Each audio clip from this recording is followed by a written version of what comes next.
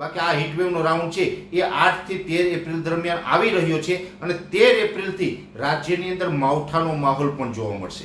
કેમ કે આ જે એક હીટવેવ હશે એ દરમિયાન ઉત્તર ભારતના પહાડી પ્રદેશો ઉપરથી એક WD પસાર થવાનું છે અને કેશાકસરની અસરને કારણે એની જે અમુક લેયરો હોય ગુજરાત સુધી લંબાશે.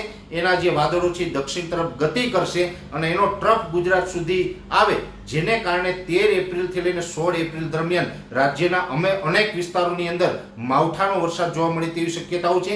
જેમાં 13 થી 16 એપ્રિલ દરમિયાન દક્ષિણ ગુજરાતની અંદર છૂટાછવાયું માવઠું અને સૌરાષ્ટ્ર, કચ્છ અને ઉત્તર ગુજરાતની અંદર આ માવઠાની અસર વધારે જોવા મળે તેવું હાલ એક અનુમાન છે. એટલે એપ્રિલ મહિના દરમિયાન હીટવેવ અને માવઠાના વરસાદ આમ બંને રીતે રાજ્યની અંદર અસર કરશે અને ખાસ કરીને 13 થી 16 એપ્રિલનું માવઠું થશે તો રાજ્યની અંદર ઉનાળુ પાકને પણ મોટું નુકસાન જાય. ખાસ કરીને બાગાયતી પાકની અંદર કેરીના પાકને મોટું નુકસાન જાય તેવી શક્યતાઓ હાલ અમને દેખાઈ રહી છે.